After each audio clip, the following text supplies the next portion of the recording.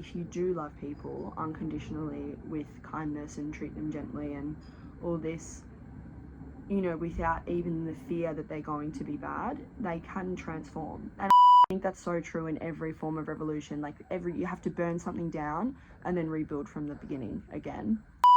In this Paris in Flames, the death of French Revolution, the reign of orators ended.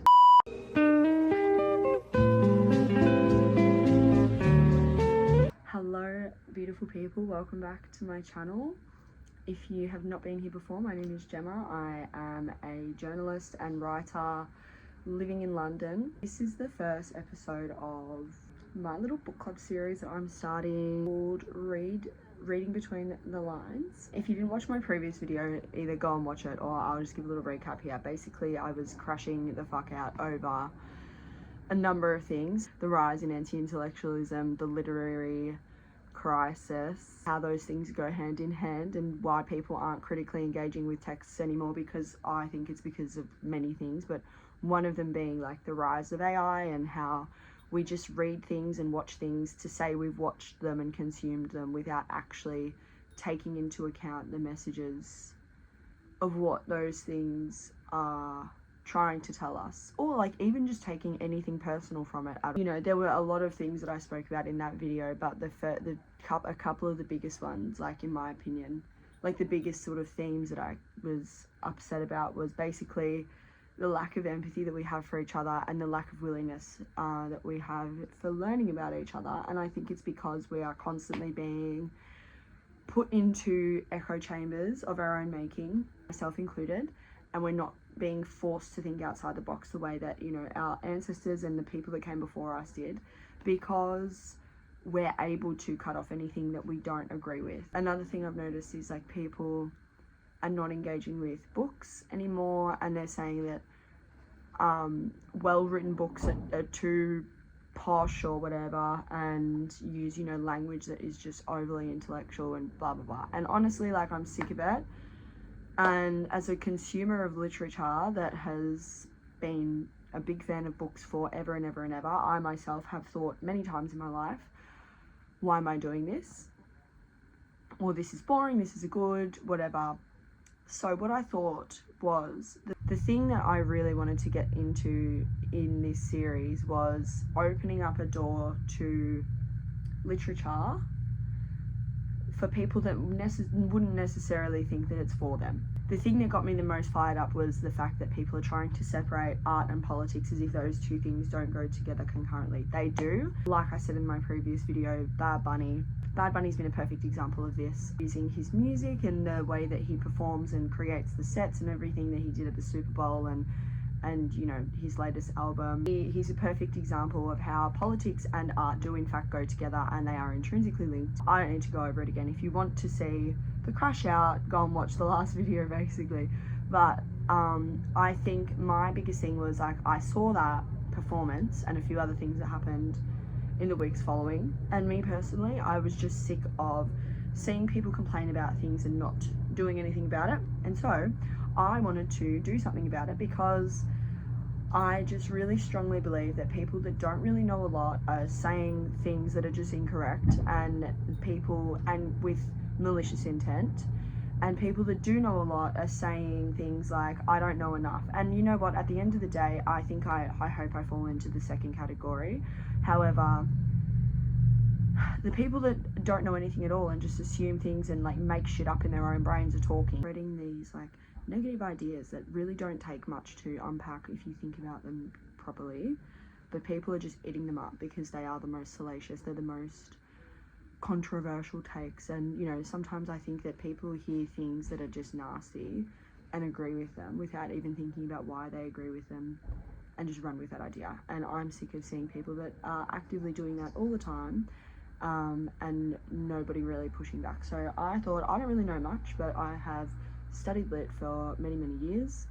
I'm engaged with it, I love it, and there are things that I don't understand still when I read books. And I thought, you know what, like, I've got a small door / window that I can open to people that wouldn't necessarily pick up a classic. Hopefully I can share it with the people. I was like, you know what, I think I can add to this conversation in a positive way, the way that I want to do it is by just talking about books that, you know, people may not necessarily think that they're smart enough to read, but the fact is that art should be available to everybody and packaged in a way that everybody can understand if they want to, and to sort of take it and absorb it and think about it and do with it what they will.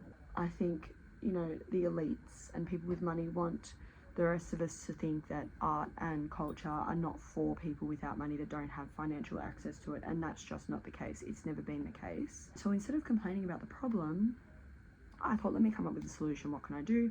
Let's make a book club. I'm going to read the books because I've been a student of literature and like critical analysis of these kind of texts for many, many years. I've read them for joy, for pleasure, for studying. Also just open up the door to encourage people to read these things that they probably would not normally read. So without further ado, welcome to episode 1. I've picked a book starting off strong with Les Miserables. This is by Victor Hugo, the French author. It's chunky. This is basically a doorstop of a book. It's a brick. I've been carrying it around because it doesn't fit in my bag, so I have to carry it when I go somewhere. It smells good. I've wanted to read this for ages, but with everything that's going on in the US, I thought it would be a good time to read a book about a revolution. And yeah, I just thought, you know what, why not jump straight into the deep end with a 1,300 page mammoth of a book. I'm currently 170 pages in, and the way that I thought I would break this down in episodes is by doing it 100 pages at a time, so that would be 13 episodes by the end of this book. Do with this series is talk about books in a way that I want to learn about. This is just for my own brain, basically, like, because I'm trying to open up my brain more as well, like improve my attention span and you know, open a door to my creativity that has been closed for quite a while. So what I have been doing is been keeping this book diary. I got this idea from that film critic who's been keeping a film diary, and then he interviews people, and I just thought that's such a good idea. Let me do that for books. I never normally read the introductions, which is embarrassing, that I never normally read the introductions for classics. So this one I have read. I'm like, let me change it up a bit, yeah. And I learned a lot of things. The introduction was by Robert Toombs, and the translation of the book, because it was obviously written in French, is by Christine Donaher. If that's how you pronounce your name, I'm so sorry. If that's not how you pronounce your name, I'm so sorry. But yeah, I never really read the introduction, so I thought today this will be like episode 1, and I'll just go through the notes that I found in the introduction. Like, we can go from there. So I've written them in this book I got in Japan. Love it. It's a little notebook. So yeah, let's begin. So basically, Les Mis, right? With this, I'm just going to go through like the central themes that they talk about in the book. So I think, you know, in the introduction, Robert Thomas talks a lot about the duality of the struggle between political and social classes. Is definitely happening in this book. Hugo explores this idea of people seeing progress being linked with the emancipation of the people. So the book happens at a time when, like, he sort of bases it around the revolution, like just after, and like what has happened. So a lot of the themes are like liberty, equality, fraternity. These are like, you know, the key words that are repeated over and over and over again following the fall of the Bastille in the French Revolution. And he says, like, there's like the urgent question of the revolution is basically, when is violence legitimate and justified, and when is it merely a destructive riot? And it's framed in this like way, sort of, you know, puts up two sides of the same coin, which is just civilized violence and barbarism, when violence is justified. He also mentions the fact that the title Les Miserables is it can't be translated into English exactly, which I kind of think is slay, so they've kept it as Les Mis, like the French name, which is kind of funny because he says that Hugo didn't learn English at all. The fact that, you know, this is one of the biggest stories of all time, and the author has like insisted basically that the title of the book remains in French is kind of amazing. Toombs says that Hugo goes between, you know, inspired heroism and the fall into depravity. The first 100 pages of the book, I can definitely see like the characters that he's talking about. All the characters have that two sides to them. Like they could be a hero, they could be a villain, and it's like the battle inside them going towards that. It's also like, I think Tombs sort of discusses that the story Les Miserables is an embodiment of Hugo's own passion and his own involvement in politics and political transformation, because I think one thing I went into this book not realizing was that Victor Hugo was not just a writer, he was a politician, he was a staunch monarchist, and so when he began writing the book, he was a Bonapartist, so he was like for Napoleon Bonaparte, and then by the end of the book, when he finishes writing it 20 years later basically, he is a revolutionist and for the revolution. And I think it's really interesting, like reading from the start, you can see already elements of him becoming more liberal. I think is really interesting, like as a theme in itself, like looking at the own author's internal dialogue. So I've written here, yeah, he went from being a staunch monarchist to a Bonapartist to a Republican. All of these identities are written into characters in the book, which is true. Tombs talks about how Hugo's own life bleeds into the story. You know, his affairs with women, his obsession with love and innocence, and his relationship and love for his children. I think it's really interesting because the way he talks about children, even so early on, like I'm not quite 200 pages in, but he talks about children in a way that is very endearing. Like there's not a child in the book that he's mentioned so far that he has, you know, put a negative light on. It's very much like you can see that the adults in the situation, all of the situations where there are children involved, are influencing the kids. Tombs also quotes a line. He says, "I awoke to love," which Hugo wrote after his first night with actress Juliette Drouet. He apparently had a love affair with her for many, many, many years. His life does bleed into the story. So without giving anything away, obviously, Jean Valjean, main character, he is asked to give away another main character, Cosette, on September the 7th, 1832. In real life, Victor Hugo's daughter, Leopoldine, drowned on the 7th of September, 1843. So I think like he's using this story, which he obviously wrote over 20 years, to understand his own life. And I think that's a really nice way of looking at it as a reader as well. Like, how can I understand myself better through this book, and how can I connect to Victor Hugo, who was alive, 100 years ago, and connect as well with him. So Tombs says that some of the themes in the book are Hugo's trust in the redeeming power of love, and it goes between being charitable and erotic. So he's never looking at love in just one lens. There's like a sliding spectrum of how he's looking at love. He also sort of talks about how Hugo discusses like the transformation. So Les Miserables it basically means the wretched. In English, that's the closest translation they can get to it. And I think Tombs here says, once corrupted by the inhumanity of the Bagne, transformed from brute to saint. So I think he looks at this journey that people go through in life, where they go from being really bad to really good, or really good to really bad, and like what are the catalysts for those swaps. Comes back to love again, where he says there is no halfway with love. It means either ruin or salvation. So he's mirroring this personality evolution from brute to saint, saint to brute, good to evil, evil to good, through the lens of love. And it's saying something like, it means either ruin or salvation. Love will either ruin you, you'll get so depressed by it that you'll just go straight off the edge, or once you're off the edge, you fly.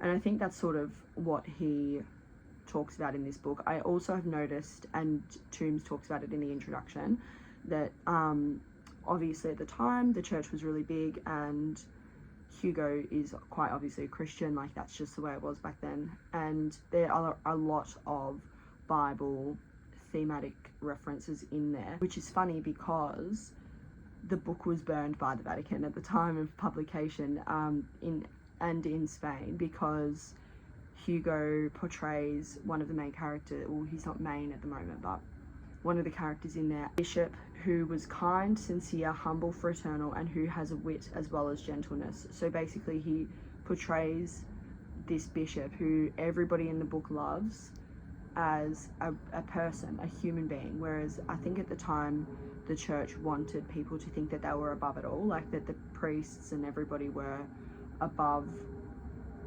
reproach, so they could do whatever they want. And in the book, Hugo basically talks about this character. It's Monseigneur Bienvenu, if you've read it from the beginning. I forget his actual name, I've written it down somewhere, but he describes this man as very human but also very kind, and I think that the church probably had a big issue with that. And then everything that he does basically is with love. So he juxtapositions that with Jean Valjean, who comes into the book. When you first meet him, he's not a good person, and I think, you know, throughout the book you see the transformation of him, and, you know, he experiences love through this priest, bishop man, Monseigneur Bienvenu, and through that love he's transformed and discovers his own conscience, you know. And I think that's such an interesting theme in itself, because I think a lot of the time these writers write something in the frame of romantic love, but in this scenario, you know, Jean Valjean is experiencing that from somebody that he can't give anything to, and, you know, the priest doesn't want anything from him other than for him to be a better person or to be a good person.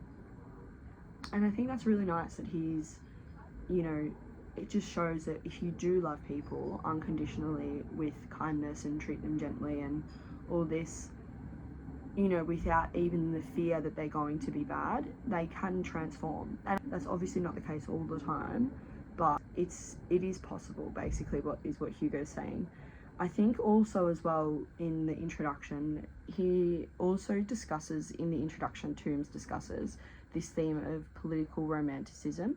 Hugo, you know, he goes back to history when Hugo was actually alive, and in the book he has like a sympathy for refugees, communard refugees it says, and that sympathy caused a mob outside his house in Brussels, basically, where they were attacking the house and chanting death to Victor Hugo, death to Jean Valjean.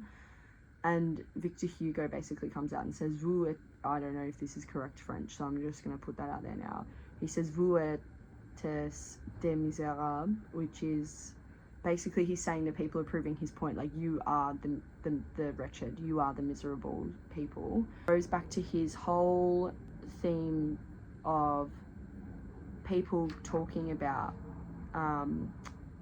you know, liberty, equality and fraternity, and whether or not political action and political violence is civilized and will lead to progress, or just barbaric and you're doing it for the sake of doing it. And I think in this scenario, he's basically saying, like, you're doing this, like, because you've been told it's bad for you, not because it's actually bad, and so therefore you're proving his point, essentially. I think as well throughout his life, you know, Hugo saw the downfall and then the resurrection of Paris. And I think in Les Miserables he uses it as a symbol, like he uses the city itself as a symbol of humanity's ability to act like a phoenix and rise from the ashes. And I think that's so true in every form of revolution. Like you have to burn something down and then rebuild from the beginning again. He says, I've written in here, so to that point, that humanity is basically like a phoenix, always, and rising from the ashes. I've written down this quote where he says, in this Paris in flames, the death of French Revolution, the reign of orators ended. Basically, he's talking about the myth of insurrection living on. When there is a revolution, people always like to pick the winners, I guess, or the underdogs and the leaders of the revolution, and mythologize them, basically make them out to be these great, amazing, you know, figures of the time. And I've also said, it says here, the intoxication of courageous revolt against the odds, aiming to sweep away injustice in a day. So he's talking here like about when people do start to take action, the intoxication of seeing even one tiny bit of change sparks more action, right? And so people think that revolting, you know, you might not change something in a day, but the idea that you possibly could is so intoxicating that it sparks people into action. I sort of have written here magnetism and escapism or reality, like as a question. And it's like, is this idea that you can revolt today and tomorrow the world will be a better place, is that escapism or is it reality? Like, you know, two things can be true at once. It can be both at once, and it can be neither. And I think that goes back to the original idea that I was talking about at the front of this video. Hugo often talks about duality in this book, and it's like the struggle between being good and evil. And then here it's like, well, if you do nothing, nothing happens, and if you do something, nothing might happen, but something might happen, whether it's good or bad, you know, well, that's to be seen. And I think, you know, Tombs then links it back. So he links back the revolution and what happened there, and how like small things can be the catalyst for something bigger that comes. He links it to then the Arab Spring that happened between 2010 and 2012. And, you know, so he mirrors that with the Springtime of the Peoples in 1848. So it's talking about this idea that humanity and everything in it and history is cyclical. And I think that's a really interesting thought, especially when we're looking at everything that's happening now. Like, you can see all of the, you know, little starting clinches of things that are happening, and you can see those things reflected in history if you really go and look back. Like, I can go and talk about this forever and ever and ever about how history repeats itself. Basically, yeah. I think it was a really interesting link that Tombs made in the introduction of this book. And I think it's a good way to look at the book going forward, that, you know, everything that he writes about in the book over 20 years, basically, we can see those little starting moments happening now. So then Tombs speaks a bit more about Victor Hugo himself, and about when Victor Hugo died, he kind of became a myth or a legend in Paris himself. He had a state funeral, and it was attended by hundreds of Parisians. You know, he himself then became this god almost, that was kind of, you know, similar to Monseigneur Bienvenu, who was rich by all means and gave his money away. He, you know, hundreds and thousands of Parisians attended his funeral, and I've said here, he was a source of myth. He was carried out in a pauper's hearse. He cements himself as, oh my god, I thought a bird flew into my room then. He basically, Hugo has now cemented himself, even though he is technically one of the elites, and he grew up with, you know, in a very rich family that fell when the French Revolution happened and came back and did all this, but he sort of avoided all of the rigmarole of what, you know, the French Revolution did to a lot of the elites, because he was sticking up for the poor people. He was exiled as well from France during his life, and was able to return. When he returned, he finished the book. But by being taken out of his funeral in a pauper's hearse, he basically cemented himself as a brute to the upper elites and a saint to his admirers. So he basically was living by the standard that he wrote about and preached. You know, it just showed that the discussion of Les Miserables was present even in his death, because he was basically saying, you can be good or evil, you can pick anything you want to be, and there's always a road for redemption through love. And he was, I guess, practicing that by being taken out in a pauper's hearse. The book itself is the longest French romantic novel. Hugo spoke about it himself as the last chance to say everything, and I think if you haven't said everything in 1,300 pages, you never will. Another biblical theme that is kind of spoken about in the introduction, and I can see it happening in the book as I'm reading it, is, you know, an intimate view of society from all angles.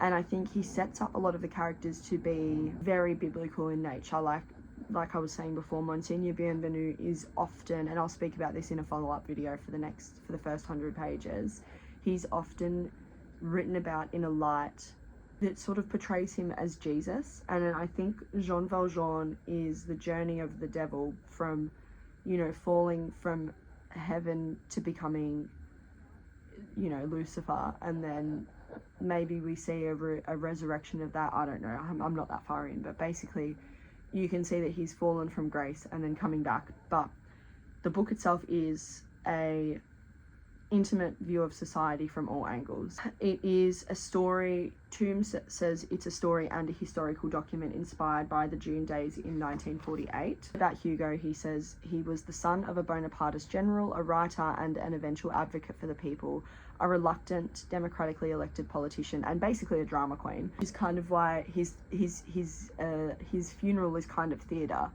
The fact that thousands of people or hundreds of people came, they turned up for him, and he then is taken out, you know, with all this pomp and valor in a pauper's hearse. Crazy work.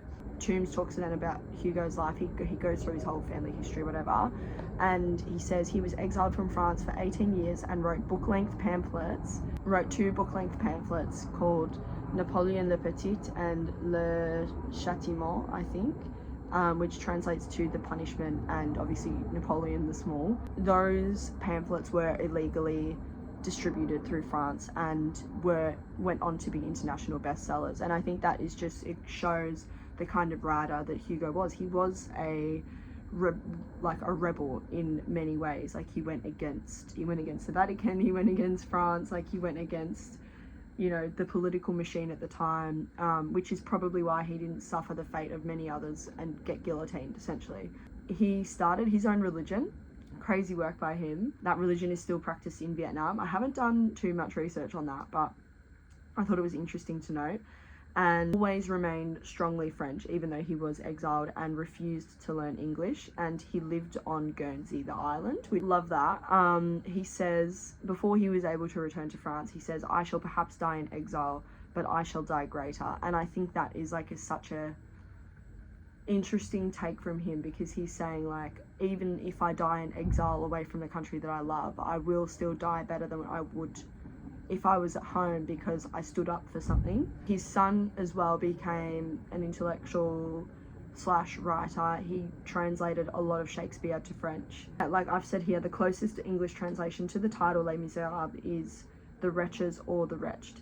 And the first the first publication of the book itself sold 150,000 copies in France alone, which I think is like a crazy thing to say for such a big book, first of all, and back in the time where not a lot of people would have been literate. Like, and my thoughts so far, I'm really excited to share more. I've written a couple of other notes from the first 100 pages. Like I said, that probably was a bit convoluted, this video, I don't even know, but I am sort of going to touch on the themes, and the way that I'm going to set up these videos is obviously thematically. I'm going to go through it 100 pages at a time, because I just cannot do any more or less than that for a video, because otherwise the videos will be too long.